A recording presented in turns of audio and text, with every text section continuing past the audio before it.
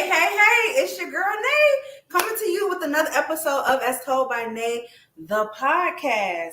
Trying out a little different format. I just be playing with stuff each week to see what I want, what I like, what it's doing, X, Y, and Z. Hope everybody's been having a great week thus far. My week has been busy. It's been long, but I'm excited for the weekend. The weekend is here. Excuse me. Y'all already know when the bun comes out, I'm just over my hair. I'm done with it. It is what it's going to be. Here we are. I am joined here with Miss Alicia. How you doing? Good. Hey, y'all. Very good, very good. So I'm going to open up the floor right now. You can kind of introduce yourself, let people know who you are before we go ahead and get started. Okay. My name is Alicia. I've known Nate for a while. We used to sing in chorus back in the day. Mr. Davis, right? But yeah, we've known each other since elementary school. Yeah, so it's been a journey for us. Facts. All right. So, true as told by Nate fashion, I'm going to give you the opportunity to tell me what we're toasting to for the night. Now, normally we take a shot, but we're not going to take a shot. We're just going to cheers our glass, and that'll be that. But what are we toasting to? We are toasting to love behind bars. Oh, and there's that. So yeah, if you've been paying attention to my post all day, if you're looking at the description of the conversation topic, yeah, I did.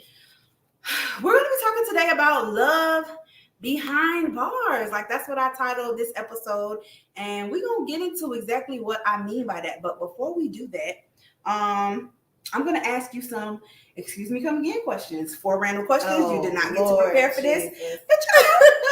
Just a little icebreaker, open up, and we're going to talk about it. So question number 1.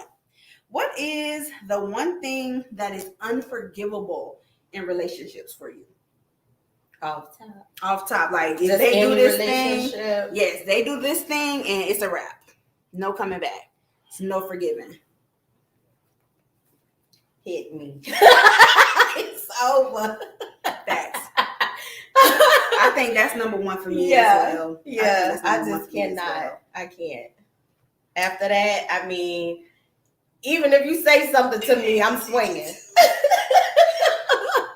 I'm sorry. I cannot.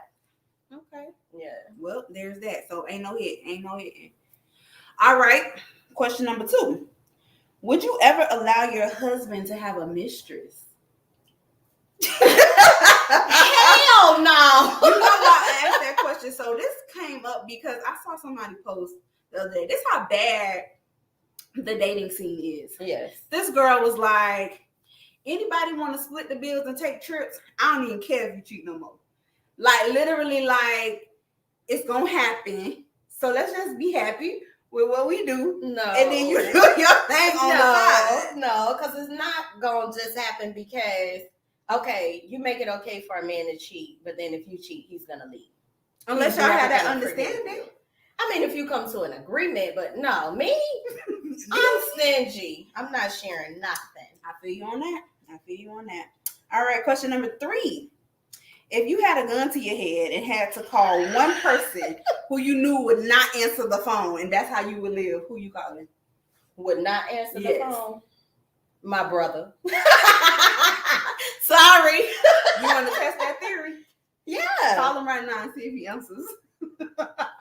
I know I would call my cousin. She'll never answer the phone, but she always call back. Shout out to her.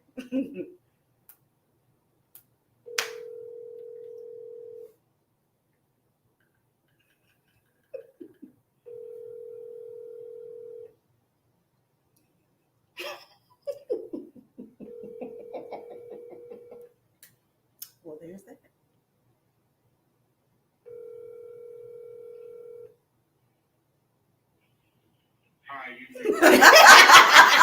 All right, life has been spared. Okay, and then question number 4. He called me back. Car sex or elevator sex?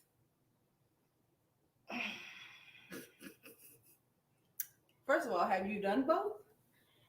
Never elevator. Okay. So then you would, but would you I would prefer elevator than car because it's too much rug burn and too much other stuff. Like it's not enough space. Right. It's not enough space. All right. All right, boom. So those are the excuse me coming to get questions. It's not so bad. It was easy. Just for little light jokes, you know. Yeah, it's easy to have a conversation because we definitely gonna talk about it tonight. Right. So again, if I had to give tonight's conversation a title, I would call it "Love Behind Bars." Why would I call it that? We're gonna talk about prison relationships. This is a thing, guys. This is happening. I would caution on saying that it's a wave, but I almost want to say that it's a wave. It's becoming a wave. Like the new dating scene, right? And it's as what's the word I'm looking for? Unconventional, right? As it may sound, a lot of people are doing it. So I kind of took on the mindset to do this it's the therapist in me, like a research project. I have interviewed women that are in relationships with guys that are incarcerated. I have interviewed women that were once in relationships with guys that were incarcerated. I've interviewed guys that were incarcerated and now are home, guys that are still incarcerated, as well as law enforcement aspect of the matter as well. And I've gotten a lot of insight behind this conversation, and I feel like now, y'all know me, the whole point of my show and my platform is to bring awareness to, you know, things that are happening within our society, our culture, our generation, all of the above. Just trying to bridge the gap in all different aspects. And we definitely gonna try and tie some loose ends in regards to that tonight. So boom, out the gate. How did this conversation come about? So I had a girlfriend of mine give me a call to vent, basically. And so she was a little upset because there's a show on TV right now, Love After Lockup or something like that. And she was watching it with her sister, and some of the comments that her sister was making, she was getting offended because lo and behold, she has not told anyone that she's dating a guy that's in prison. Wow. So she felt some type of way about, you know, some of the things that her sister was saying. So off rip, I'm just going to ask you, in regards to love behind bars, how do you feel about love behind bars? Is it a thing? I feel like we just said, you know, it's like the new wave. Like it's the new age way of dating, just because I mean it's really like it's nothing left out here. Like if it is, it must be in the back somewhere. Overstock something. On that order. Okay. Yeah. On that order. All right. So boom. Are you currently looking for love behind bars? It didn't start off that way. Let me say that. It didn't start off that way. We've been, you know, kind of in contact for a while. And it kind of really just became a thing now because I looked at it, you know, probably how most people look at it, you know, just why would I date somebody that's behind bars? You know, they talk to a bunch of different people, this and that or whatever. But, you know, it's always good to have somebody to just, you know, rap with, you know, here and there. And I'm sure the same thing for them on their end, you know, somebody that had to talk to whenever, however long or whatever. But I mean, I feel like it's possible. It's possible. Yes. Okay. And we're going to get down to it. So, I broke it down in just different types of context. So, out the gate,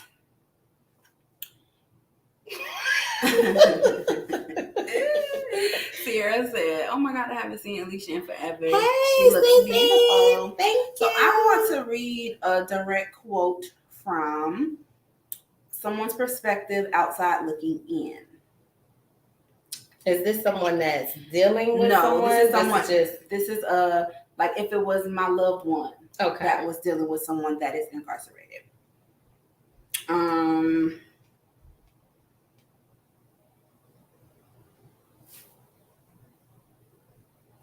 Where is it? It was really good.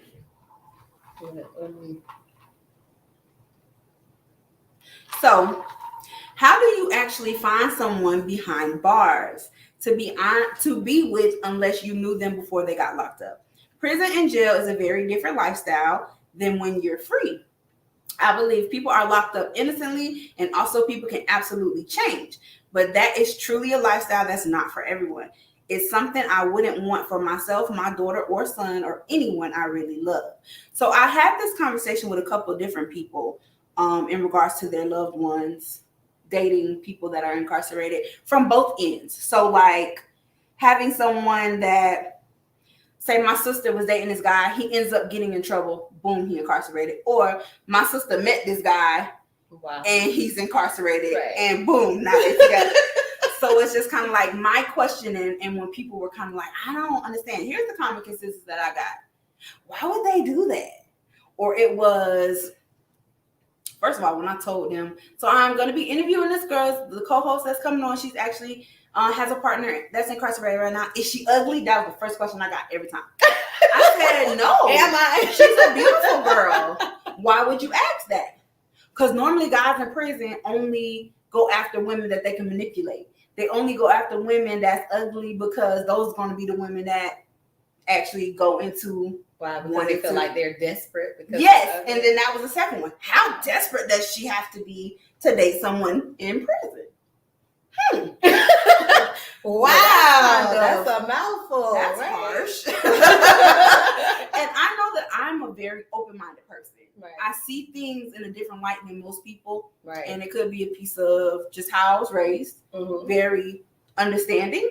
Could be a part of who I am as a professional, as a therapist. I see things in a different lens. I have to. Right. And then a part of me is just like, why does it always have to be a negative? Right. I think that is the biggest piece of it. Yeah. Like, why can't it just be she ran into somebody or she met somebody that was behind bars and it actually just clicked? Right.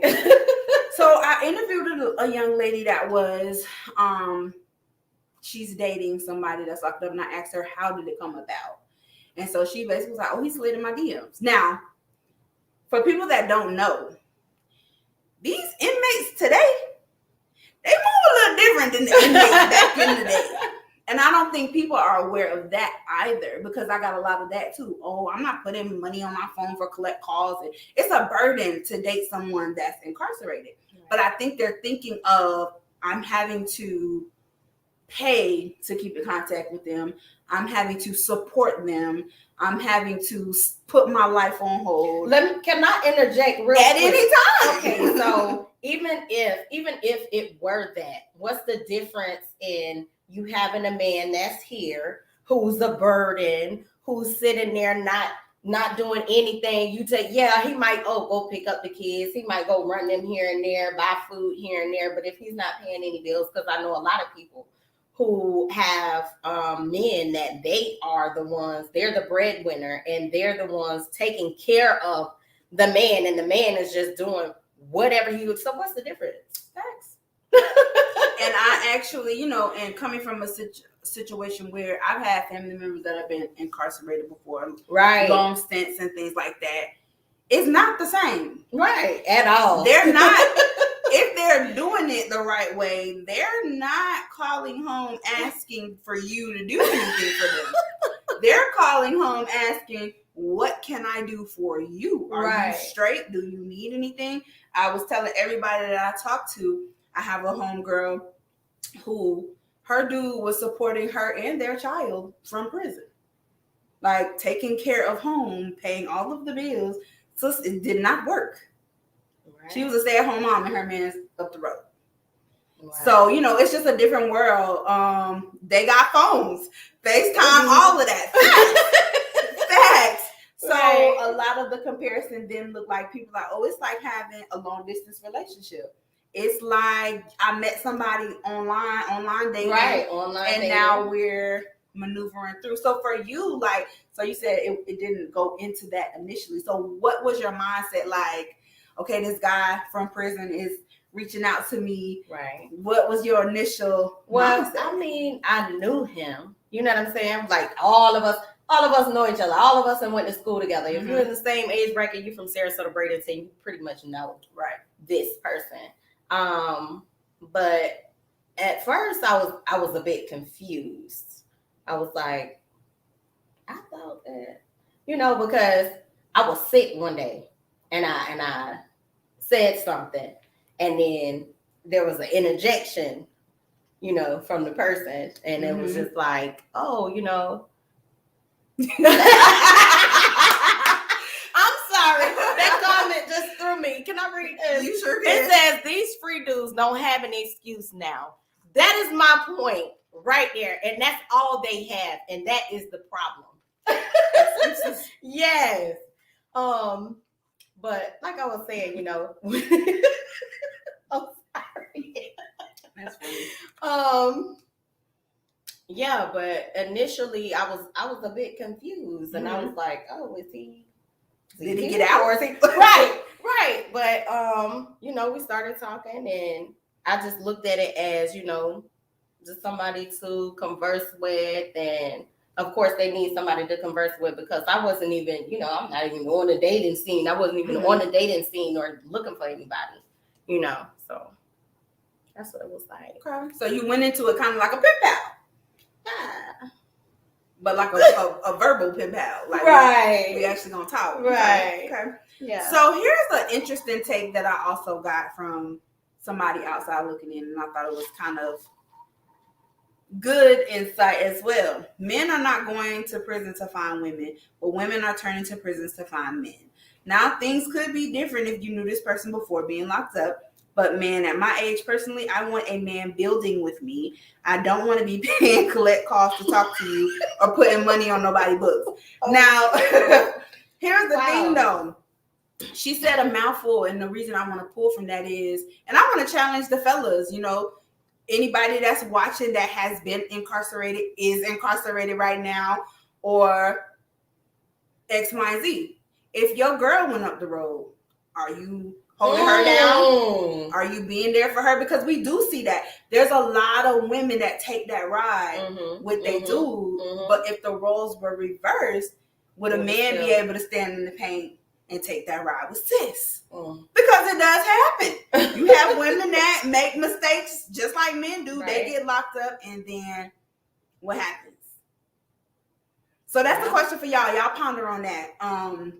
And we gonna keep it moving. Right. Okay, so I had a really good interview with another young lady who was dating a guy prior to him getting locked up, got incarcerated. She decided, I'm gonna ride, I'm gonna do this bid with him. She had voiced to me that the relationship wasn't as solid before he even got locked up anyway. And then while he was down, it didn't get any better. So in me asking her, because I pretty much was like, well, if you had to give anybody any advice, and she was like, she felt like she didn't want to taint anybody's idea of it just because her experience wasn't the greatest. Right. But she feels like, hey, I'm stronger now after that situation. And for her, it looked a little different too, because he went away a while ago. So she was in that process before the cell phones. So it literally is, what time you calling? I got to wait by my phone. I got to put money on the phone. Right. I'm doing these visitations. Right. It's already tension in the air. In the visits, we can't really talk the way that we need to. Right. I think it's easier for people to maneuver relationships with inmates now because of the cell phone. The new age. The new age inmates. Right. Because of the cell phones, because I may not be able to talk to you at Vizzo about what we dealing with, but then you're going to go back to your bunk and you're going to call me or you're going to FaceTime me and we can hash this out. Right. Versus we can't do that on the phone because we can't talk about certain things. Right. on the phone when you call from in there. Right. Or when I come in, we don't really have that privacy. Speaking of privacy,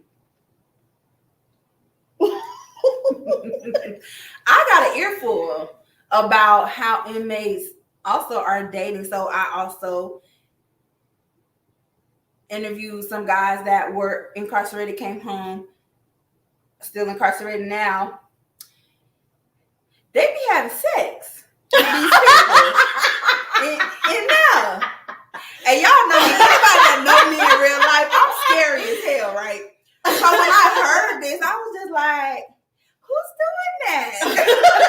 How y'all doing that? Because I would be terrified. Like, I mean, me personally, honestly, I don't know.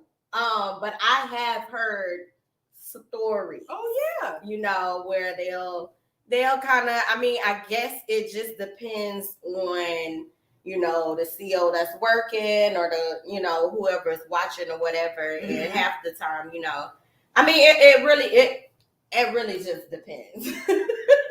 I'll say that. But yeah, people do it right in visitation. So let me ask you a question. How long does your partner have left? 2 years. 2 years. How long has he been gone? 5. Do you think that you would have been able to do the whole 7? Had we met before, like well before he went in there and said we was in a relationship, Mm-hmm. yes. Okay. I didn't know that, girl. Me either. But you know, that's our system though, because there's so many corrupt COs. Not just that. Now with COVID and the job market is they just let anybody in there. Yeah, and it's just like, you know, certain places only have like 1 CO per dorm when it's supposed to be more. They are hurting right now. They don't have enough staff. Like sometimes, you know, they're supposed to check in for visitation around 8:15, and sometimes they don't start until like 10:30, and it's like, damn, like I'm trying to, you cut into my time. And great point. So visitation for you, what does that feel like? Like, and I want to come from an emotional standpoint as a therapist, of course. Let's talk about the mindset behind. Comments lit tonight, right? Coming from an emotional standpoint for you, like when you go to visit and then you leave, how are you feeling? Like, is it a sense of sadness? Is it like well, how do you feel? It was sad on Thanksgiving just because it was a holiday. You know what I'm saying? But like other days, it's really not, because I'll hear from him kind of like right away. He want to make sure, you know, I got home safe and all of that. So, it's like it doesn't get sad for me until like night hit, and I'm like, damn, I feel like I ain't seen him in a week, like, and I just left from there. You know what I'm saying? So, but holidays and stuff, it is tough. I definitely did see her rub a few times during the holiday, but yeah. People want to be with their family, right? That's understandable for sure. So let's talk a little bit more about these emotions. So, in conversing with all the young ladies that I've talked to in regards to this, the inmates, past and present, the COs, there's this idea that the guys in prison don't have feelings. And somebody brought that to my attention, was like, well, he's actually incarcerated. And he was like, well, what was this perspective for the male's point of view? Like, that's dating these women that's outside. And I say, you know what? Nobody spoke on that, because they saw it as the inmates are using these women, or the inmates are doing it for personal gain, or the inmates are just passing the time. They need somebody to take care of them. All of these, you know, things that may or may not be true, because in my conversation with the inmates, past and present, some of them admitted to it literally was a mind game. I was playing on her emotions. I was getting what I needed. But then there was others that was like, no, it literally was me trying to build with somebody. I knew I was coming home. I wanted to set the foundation, and my feelings were involved. So for you, how do you feel? Like, so boom, question.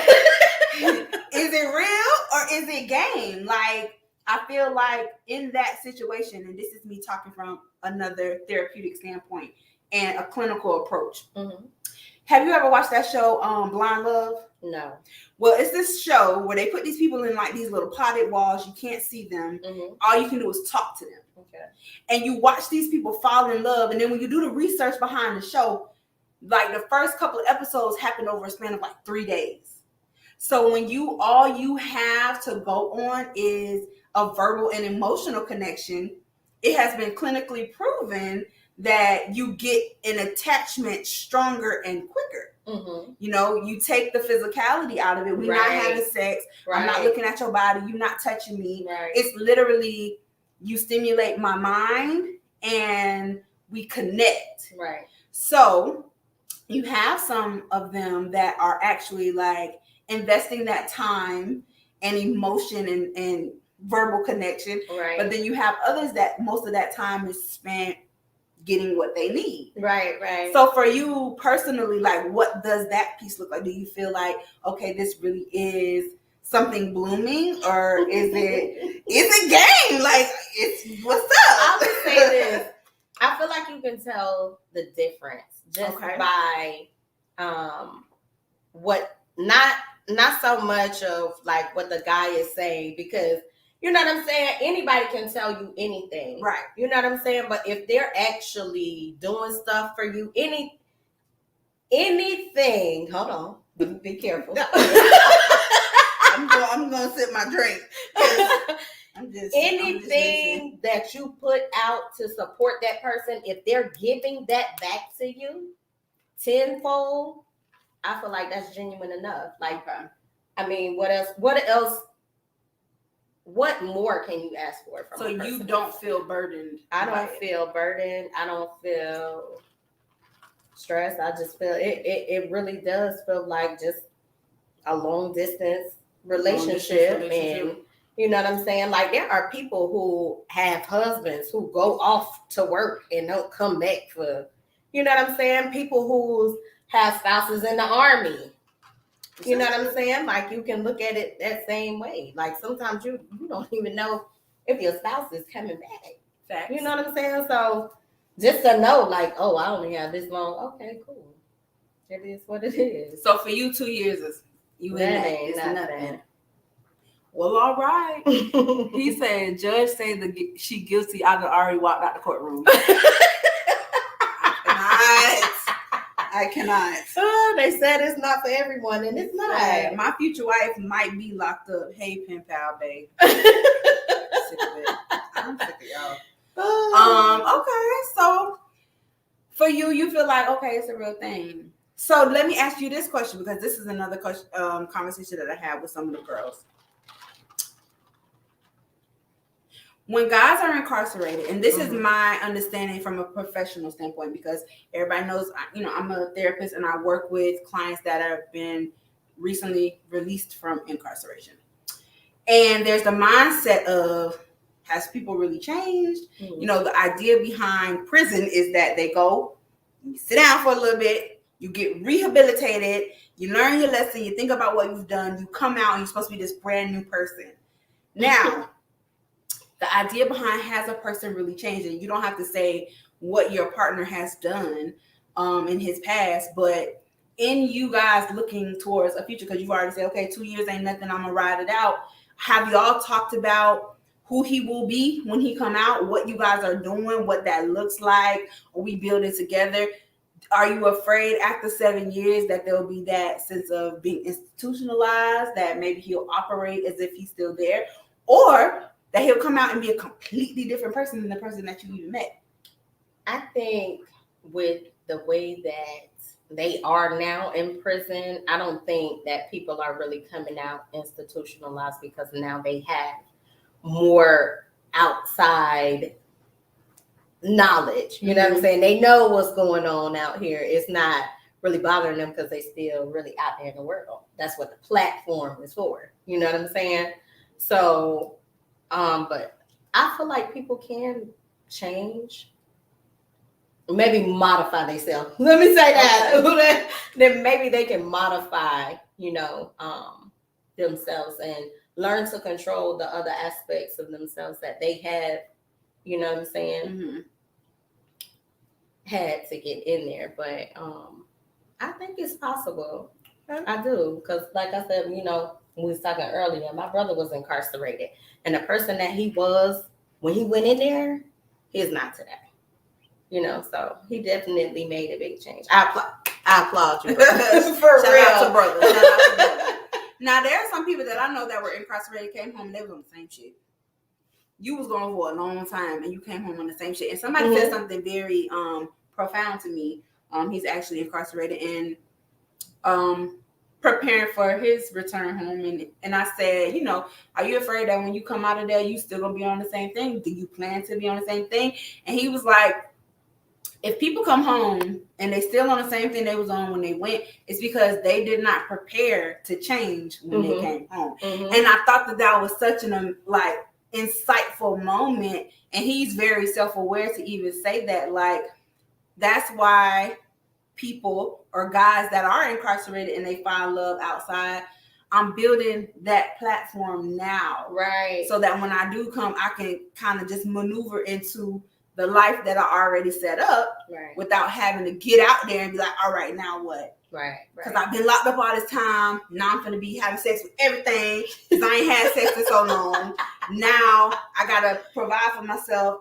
I ain't been saving my money, so now I got to go back to what I know to get this money fast. Whereas if you have somebody that you're building with already, you come home to this one person that you're going to be with. You come home to money already in place. And I was like, that makes a lot of sense. Yes. But everybody's not like that. So let's talk about more of the sticky side of things.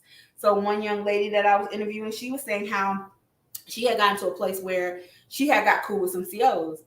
And she was coming in there, and I'm looking at the visitation list, and I'm seeing that other women are coming to see my man. Or, I know for a fact he's dealing with other people. So it comes, people like, oh, dudes that's in prison, they ain't about nothing. They be having 10 women, this woman doing this, and that is a real thing. Yeah. So how do you decipher between, no, he's seriously just about me versus he's doing what he got to do to survive there? Or is that even an issue for you? That's not an issue for me. Okay, I will say this. When you first start talking to someone that's in there or whatever, you know what I'm saying? You already have that mindset as to what you're setting out to do with this person. Is this person going to be in my future or whatever? And then it starts to grow into something more, and then you have to go back and reevaluate. And then now that you're trying to have them a part of your future, it's like, okay, now we got to set ground rules. You know what I'm saying? The person is in prison. Of course, they're not just going to talk to only you. Like, come on. If he told you that, would you believe it?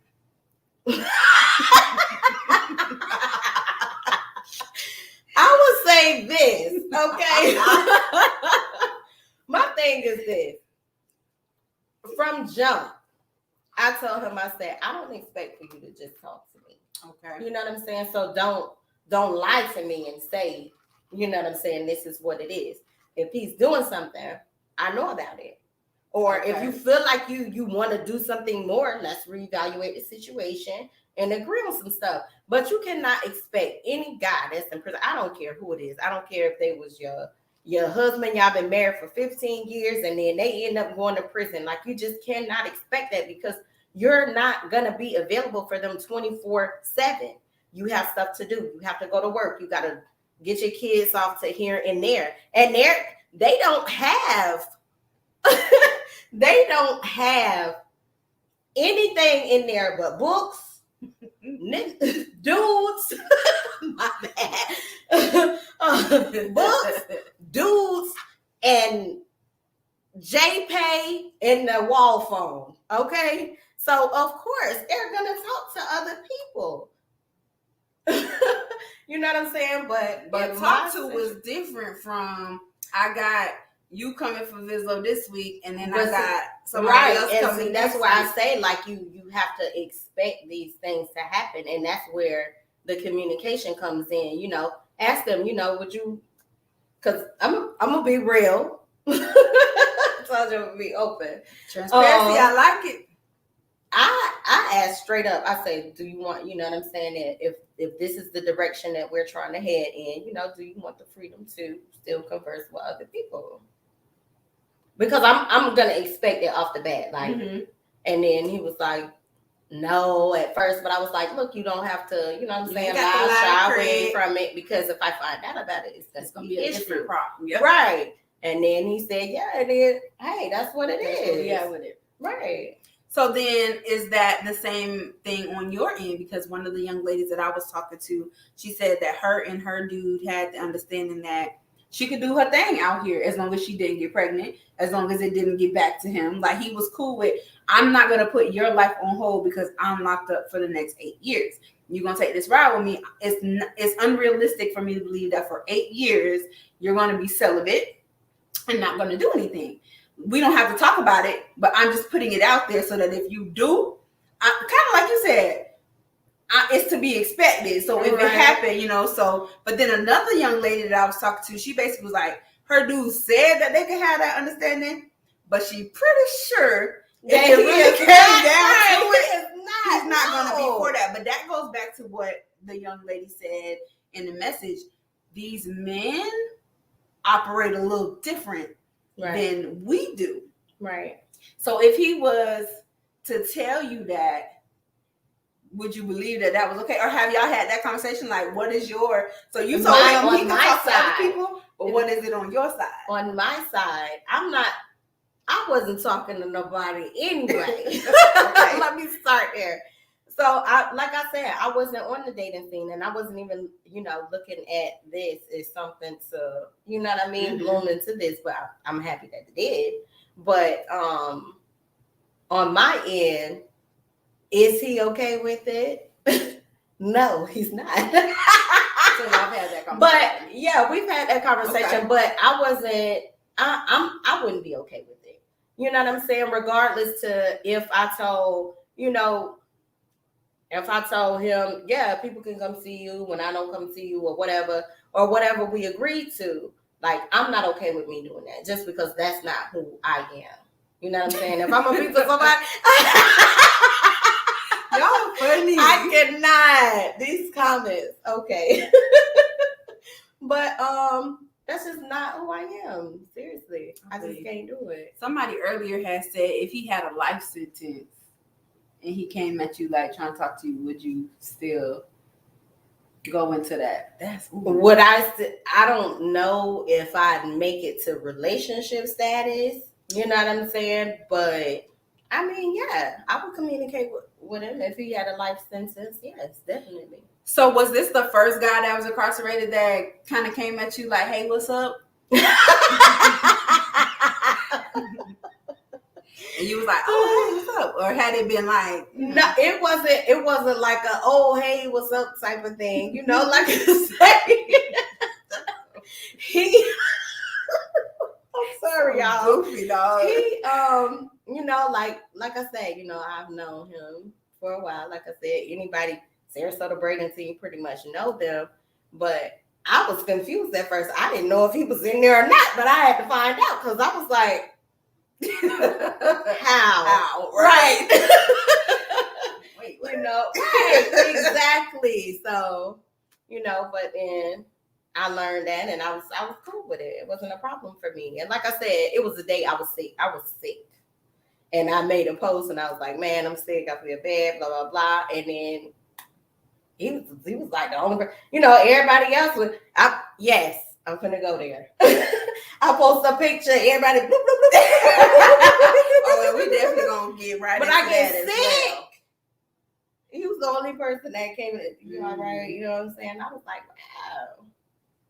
You know, so yeah. I feel you. So this came from law enforcement representative. Ooh. And I asked them, you know, from a law enforcement perspective, is it in their opinion that inmates are capable of truly loving someone on the outside without ulterior motives?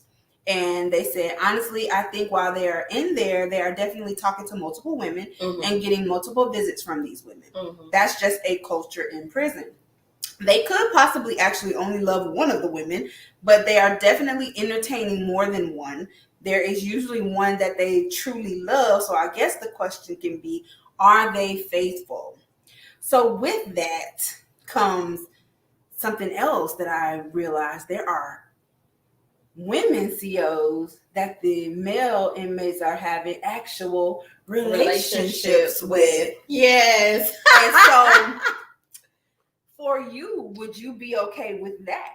No. Okay. Because it goes beyond the conversation. Right, okay. Exactly. Because once you get into, like, you got to think about it. And I know a lot of people be like, oh, so would you be okay with, what if we get out? And then would it be okay for him to still converse with them? No, it's a different setting. Okay. He's in prison. Once he gets out, then that's another conversation that needs to be had. You know what I'm saying? Like I said, it's all about communicating and agreeing, understanding each other, coming to a compromise, and, you know what I'm saying, sticking with it. But no, because then they could touch and feel it. Humpty Dumpty, no. Oh, they do all of that. Exactly. So, I was talking to a CEO that was actually fired because of her involvement with an inmate. Now, granted, I thought it was a beautiful story. I'm glad she didn't get arrested or like messed up, but I thought it was a beautiful story because she started out as his friend, you know, just kind of took a liking to this young man, and then it really turned into a liking to this young man. They was doing things. She was helping him get things, and then all of the above. Right. She gets fired, but now he's taking care of her now that she's home, because you lost your livelihood. Because you show, I think men in prison really take a stronghold on loyalty. You did this for me, now I'm gonna make sure you straight. And so, you know, now they have, I think she said two or three kids, and they're married. He's home now, but all of that happened. He got out, and now they good. Yeah. So I feel like when they do that and they got somebody on the outside, now I got to pick and choose. Because when I go home, do I cut the CO off and be with my shorty, or do I cut my shorty off and be with the CO? Because that's who I actually been busting down. Like, right. shorty not coming to Vizzo and busting it open for me. Right. So right. it kind of, yeah, it's a little different. I kind of, I get what you're saying. I get what you're saying. Oh, wow. Well, I couldn't even finish reading it. I saw the first sentence. It was like, oops. Right. That's why I did the same thing. Yeah, ask her and let me know. Yeah, see, I think, because I'm watching you guys on both Facebook and YouTube. So somebody said, my sister has a life sentence and she dates inside the prison. I should ask her if she ever had a friend outside the walls, which I wonder how that looks. So it could be, my information is a little biased because I've only saw this dynamic on the male side. Like the guys have been the ones that have been incarcerated versus, you know. So let's talk a little bit more about family reaction. So again, how this conversation. Can I ask you though? Can I ask you something? Go ahead. Would you ever date someone that is incarcerated? Would you? Oh, let me sit. Yeah.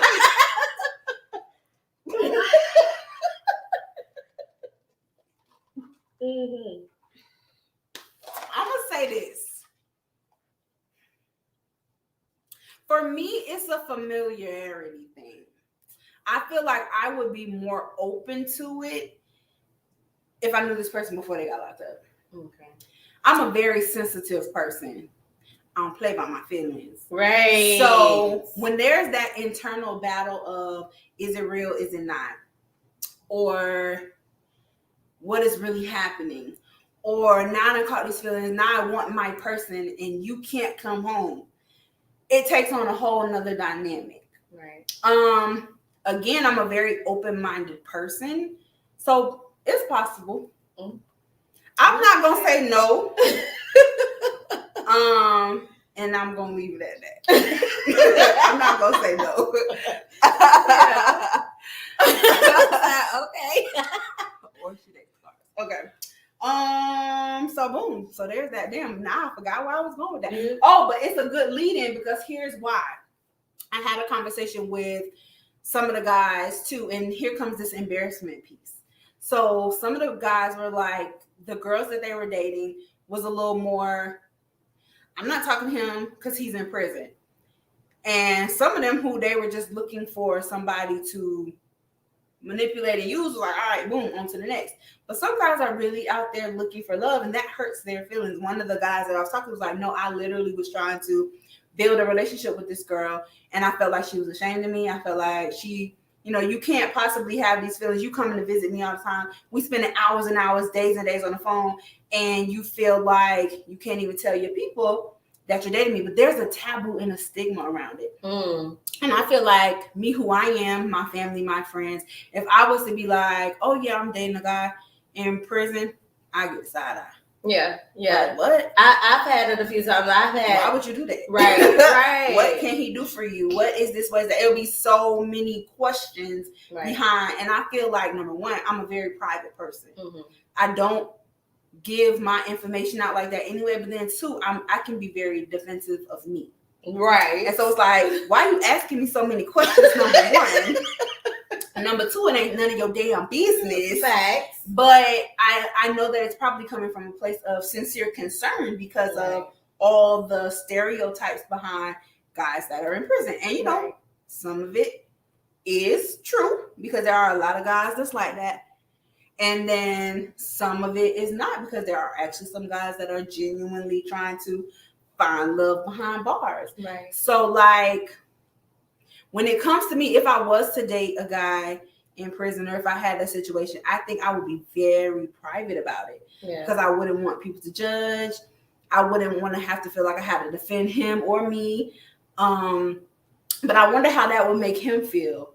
Like, oh, is she, like my friend was saying, he felt like she was ashamed of him, and it didn't feel good that he calling home to her and she got the phone upside down because she don't want people to see his background.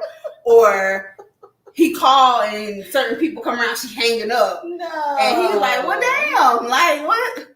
Yeah. And they had been talking for a while. So he was like, it got to a point where he was just like, I can't do this anymore. Right. So for you, like, as people started to find out what was going on, where did this mindset come from? Because you basically was telling me, like, I don't give a damn. And don't. And don't. My family knows, like, you know what I'm saying? Like, my mom, when I said something, she was like, how you gonna say same stuff that you was just saying, you know what I'm saying? And I said, okay, so how did you feel when your son was incarcerated?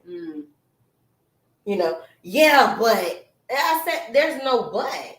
You know what I'm saying? That's one of your family members. I said, see, it's different when it's your family member. Right. You know what I'm saying? Things are different. Then you make excuses for it, but you can't make an excuse for it. There is no excuse. You either care or you don't. And me, I don't care. I don't care because, ultimately your happiness is your responsibility. Facts. You know what I'm saying? Can't nobody, everybody has their perception of what happiness is and what success is and all of that. You have to measure it by your own eye. You can't measure it by somebody else's perspective. You know what I mean? That's real. That's real. Coming from a space of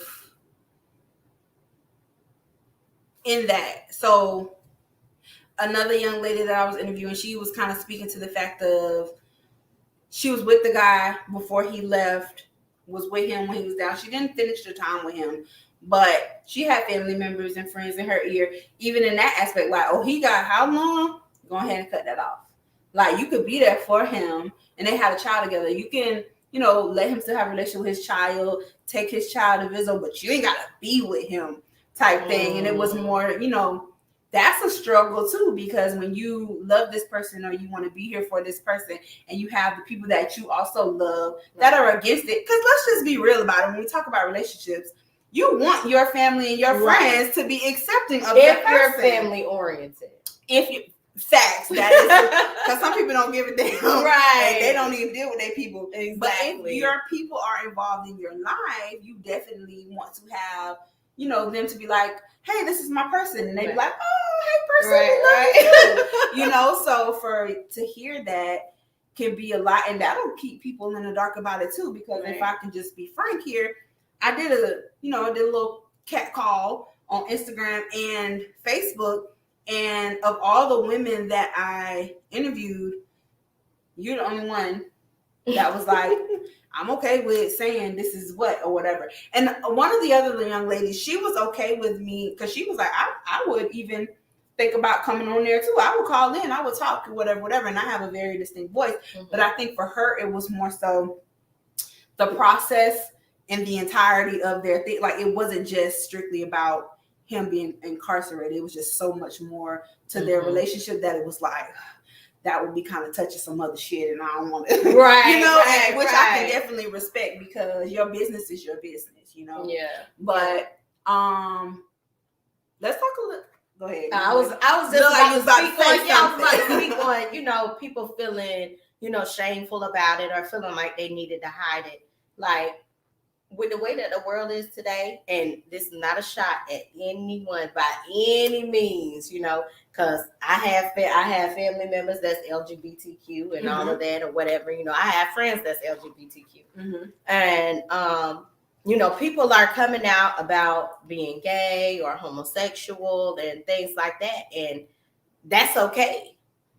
You know what I'm saying? In the world, that's okay. You know, nobody has a problem with that, but then you're gonna hide someone that you're trying to build with, someone that you're calling a partner, someone that you're telling that you care about and stuff like that. That's not fair. It's not society right. Stigmas though. Yeah. There is so many taboos in the world, and people really hang tight to them. I think now because there's such a in your face movement with the LGBTQ that people are to the point now where they're like, all right, it is what it is. If they agree with it or they don't. But this is still something that a lot of people don't understand, and they don't know what's what. So they just be like, well, how does that even work? Like, but you can't, like I said earlier, you know, you can't base your happiness on what someone else's perception of happiness is, whether they're incarcerated or they're working across the country or they're in the army. Like I said, even that, like, you're okay with having a police officer as a husband. You don't know if your husband is going to come back home today or tomorrow. You know what I'm saying? These are people, and especially if it's someone that you've known previously, like, what's the issue? You know what I'm saying? So let's talk a little bit about that. Safety-wise. Yeah. So prison can be very dangerous. And in my recent endeavors of interviews and talking to people and figuring things out with this conversation, I've noticed that it is dangerous on both ends for both the inmates and the COs. Like, as with having a partner in incarcerated, so a young lady I was speaking to, she had spoke about not having heard from her partner like all day, and that was unheard of. So immediately panic, what's going on? Who do I call? How do I find out? You know, later it turns out they was on lockdown. He couldn't get to, you know, speak to her or whatever, turn the phones off because there was something crazy in there. I was talking to someone that I know, all right, COs jump on an inmate, they about to riot. It's about to be a whole situation. Like, for you, when you think about the safety of, okay, will he make it these next 2 years? Right. Is there a possibility that something happens? Like, how do you feel about that? Right. Not just the riots though, with COVID. COVID is rising in the prison systems too. And yes, it is a struggle. Like, sometimes if I don't hear from him for a while, I'll be like, oh, did something happen? And one time something actually did happen. It was a riot and somebody got killed. The CO got hurt. 7 other inmates were injured. Like, it was it was crazy. They canceled visitation and they be you was ready to riot. Yeah, so I definitely think about that. You know what I mean? And the most important thing is trying to stay positive about it. Not thinking like that, not thinking so negatively, you know, just think about everything being okay. It's hard too, but yeah. Does he complain about just like his not livelihood, but just like his ability to sustain? Like, does he feel like he isn't treated right, or that the living conditions are poor? Or do you feel when you go to visit, oh, it's dirty here, they're not taking care of these people right? Or like, how do you feel about that? Because that's another thing. A lot of inmates feel like they don't really got to say about what's happening, and it takes for the people on the outside to voice that, you know, be the voice for them and, you know, speak about that kind of stuff. So how do you feel about that? I have a very strong opinion about it. Because there are some things like, that I've asked him about, and I don't really want to talk too much about it, but for anything that they do, like medical wise, like you got to submit a whole paper, and then you don't know when that's gonna, you know what I'm saying, when that's gonna come back to you for you to get your medication or for you to get your whatever it is, you know what I mean? I will say this because that's what I'm talking about. His allergies. He has allergies bad as hell. So it's like, okay, so you got to submit paperwork for that, and then you got to go way over to the other. You know what I mean? It's like it's everything there is a process. And then I asked him one time. I said, "Well, y'all don't have like Benadryl." Y'all don't know something. I was like, y'all don't have first aid kits or nothing. They don't have that. Like I'm saying, like ready for, you know what I'm saying? They have to wait for medical to get, you know what I mean? And that's not right. What if something happens right off and then, okay, just like what happened with the riot? You know what I mean? Like, yes, it's very poor conditions. And I'm pissed off about it. I have a whole list of stuff. I wonder who you complain to, because that question came up too. A couple of the other young ladies who have their partners that they're still with, that's in there. It's like, who do I talk to about this? Who can I complain to? I don't know, but I always complain straight to the warden. Everything that I have a complaint about, like his tablet, you know what I'm saying?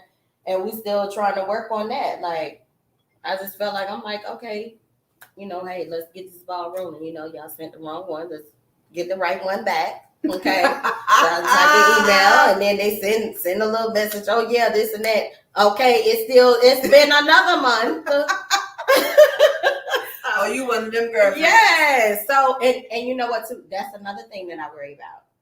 Being that I'm voicing, you know what I'm saying, how I'm feeling, because people like, yes. And there has been a little incident, but that was straightened out too. So that's a lie. Sean, since I have you here, let me ask you a question. Never mind, I'm not gonna ask you now, I'm live. But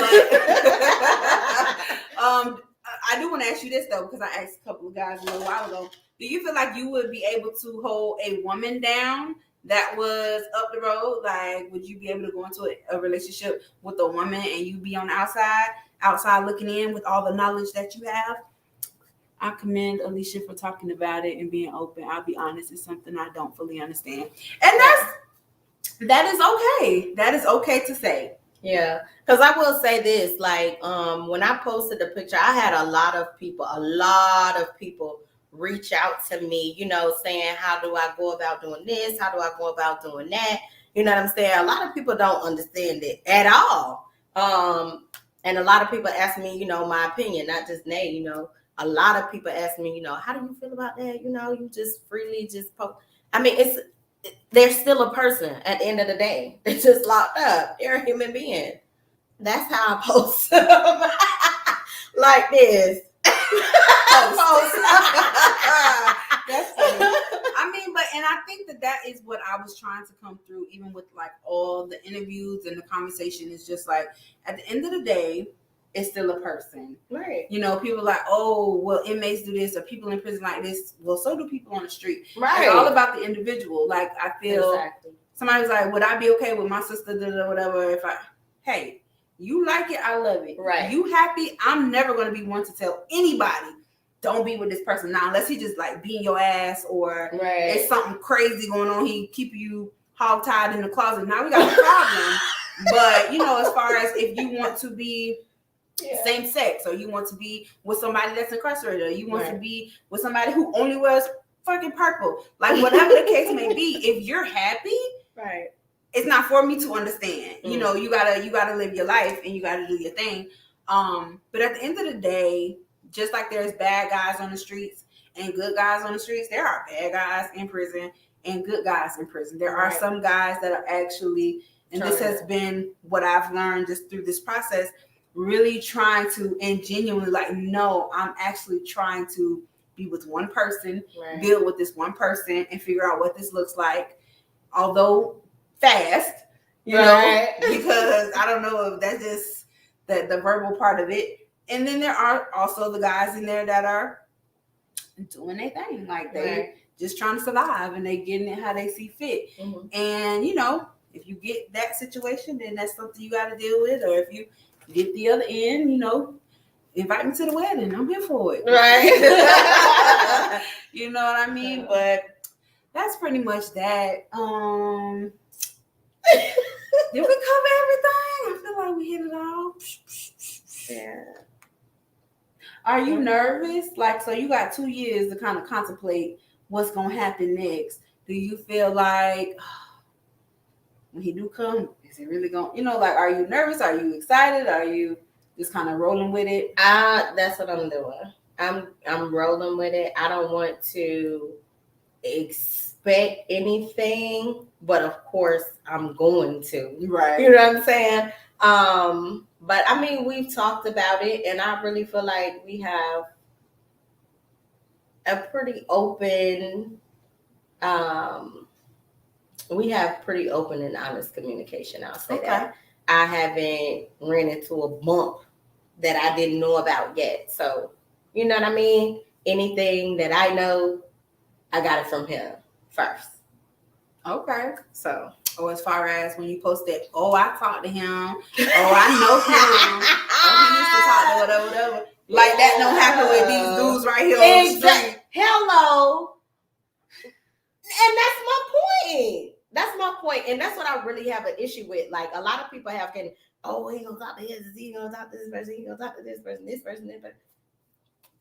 So is he, and he out here. You know what I'm saying? Guess what? He can't do nothing with this woman that he talking to in prison. He can't do nothing. Now these out here on the street, maybe. They can touch and feel and poke. And somebody told me they cutting holes in tights. Shut up. At the Vizzo.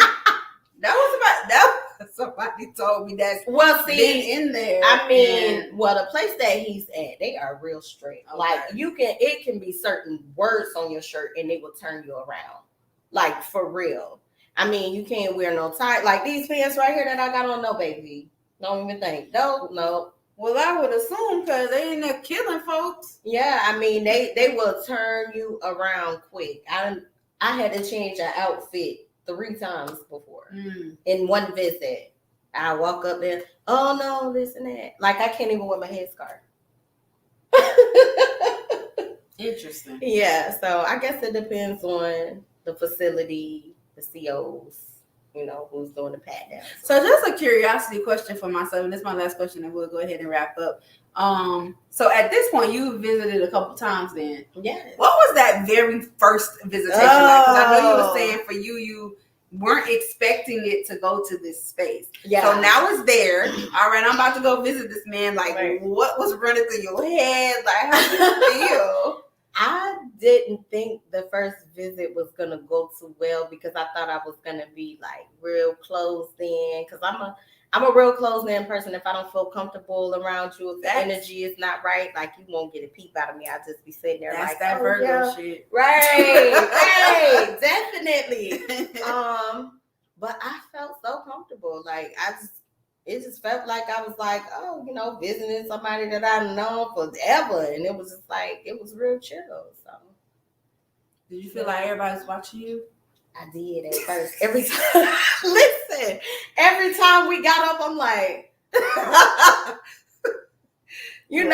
and walking up to the gate, like I felt like, dang, do I have something in my pocket? Like it was crazy. It was crazy until he came out. And when he came out, the first visit, like when we started talking, it was a vibe. And it just went on from there. That's what's up. Yeah. That's what's up. Okay. Well, very good. Very good. In closing, love behind bars is possible, I guess. Some guys, I would say this would be my advice to anybody, and this is for any relationship, whether you are online dating, whether you are on the street dating, at work dating, whatever. Right. Be intentional. Ask questions. Honesty is definitely going to be key. Right. Talk to your partner. Have that understanding. Sometimes compromise is very necessary. But just be honest. Right. Just be honest. don't worry about what everybody else got going on and how they feel about your situation. That's something that I'm learning to be okay with, even for me. And it can be tough. Right. But just your happiness should be number one. Whatever you decide to do, however that looks for you, you got to do what's best for you. And whoever you have in your corner and in your life, as long as they are on that same wave, then make it do what it do. Right. Make it do what it do. I thank you so much, Miss Alicia, for coming through, having this conversation with me. Your transparency was definitely needed and refreshing. Thank you for all the young ladies that provided me the interviews. Thank you for all the fellas that provided me the interviews. Thank you to the CEOs that provided me the interviews. Like, this was just I had fun. Yeah, definitely. Doing this research. I had fun having this conversation. It's one that needs to be had, I guess. I didn't realize so many people were involved with love behind bars, but this is a thing. Definitely. It's a thing. It's a thing. All right, so there's that. It's been another great conversation on As Told by Nathan podcast. Meet me right back here next week, same time, same place. Another guest, whole another great conversation. Whole lot of vibes, y'all. Let's talk about it.